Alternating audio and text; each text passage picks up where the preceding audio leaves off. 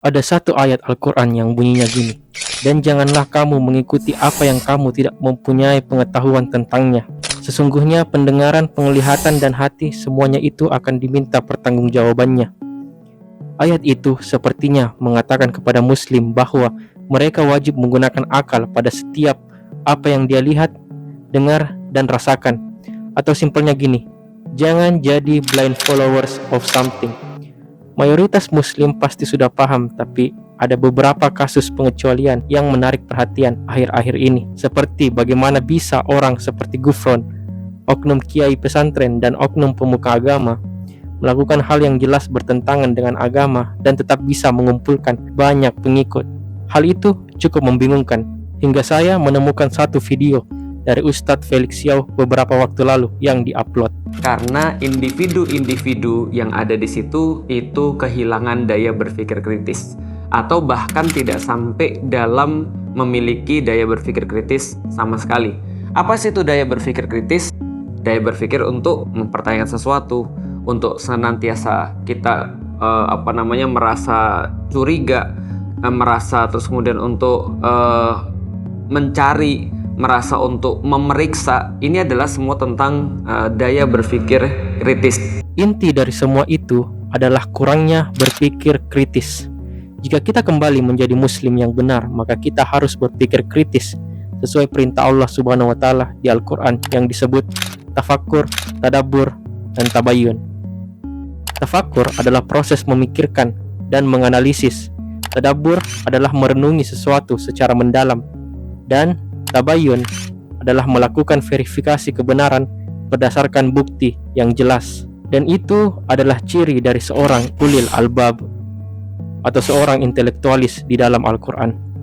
Sebaliknya, blind followers berasal dari ketidakmampuan Muslim untuk berpikir kritis, menyebabkan mereka sangat mudah dipengaruhi, dan saat mereka akhirnya terjebak dan tertipu oleh sesuatu, daripada kelihatan bodoh, membuatnya melakukan pembenaran. Ini namanya coping mechanism. Ini adalah sebuah mekanisme untuk bisa menerima sesuatu coping. Nah, seringkali coping mechanism ini salah atau tidak tepat, dan yang seringkali digunakan adalah agama. Di titik inilah seorang individu yang tidak berpikir kritis untuk bisa fill in the blanks daripada otaknya, untuk bisa menjelaskan segala sesuatu perkara yang dia rasakan. Ya udah, dia tinggal bilang ini dihipnotis, ini agama, ini takdir, dan segala macamnya. Oke, balik lagi ke dalam cara berpikir kritis. Manusia memerlukan sesuatu untuk bisa menjelaskan. Saat Muslim tidak bisa memberikan argumen-argumen yang jelas dan langsung loncat menyimpulkan tanpa adanya proses berpikir kritis, melakukan coping mechanism sebagai pembenaran, maka itu yang terjadi di kasus saat Gufron mengatakan hal yang absurd di suatu acara dan tidak ada orang yang menentangnya. Dulu nukar lagi, jangan tanya-tanya, ini urusan saya, selesai. Loh iya, karena saya mati dulu, tahu seluk beluknya. Itu nggak? Kalau ibu bapak tahu seluk beluknya? Ikut sama siapa lagi? Gerbong banyak tapi pintunya satu. Masuk atau tidak walau alam. Kalau ini kan jelas dibukakan, betul nggak? Ragu-ragu nggak sekarang? Ragu-ragu nggak? Dan juga beberapa orang yang menerima robohnya pesantren di Sidoarjo sebagai takdir tanpa membahas proses konstruksi teknis sipil di baliknya. Sampai oknum kiai yang memperkosa siswi dengan dalih penyucian rahim. Dan ini sangat memprihatinkan melihat dan membiarkan reputasi pesantren sebagai penghasil muslim-muslim intelektualis dari abad ke-20 hingga sekarang dinodai oleh beberapa oknum kiai palsu. Nah, ini semua berkaitan dengan berpikir kritis. Semakin seseorang itu mampu berpikir kritis, maka semakin mampu juga dia fill in the blanks dengan argumen-argumen. Dan semakin itu terjadi, maka orang-orang yang menjual sesuatu yang absurd, sesuatu yang aneh, sesuatu yang manipulatif itu tidak akan laku. Tapi selama orang-orangnya tidak berpendidikan, maka itu pasti masih laku. Efek dari tidak menggunakan akal adalah kebodohan yang ditunjukkan dengan mudahnya diadu domba, seringkali susah berargumen, dan memberikan kontrargumen dengan ejekan dan emosi. Perasaan bagaimana kita. Bang Ferry gak suka sama Trump, lu gak suka sama Israel, itu perasaan lu semua. Nggak ada. Gua gak ada urusan sama perasaan lu. Senang hati gue pergi. Silakan. Terima kasih. Ketololan tidak dibutuhkan.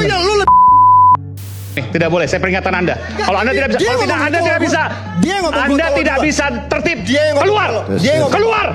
Orang seperti ini jika menjadi mayoritas akan memperparah kehidupan bermasyarakat sehari-hari. Agar tidak menjadi mayoritas, maka dari itu cara yang paling efektif adalah pendidikan dan edukasi. Ilmu dapat ditemukan dimanapun, di berbagai bidang jika dicari.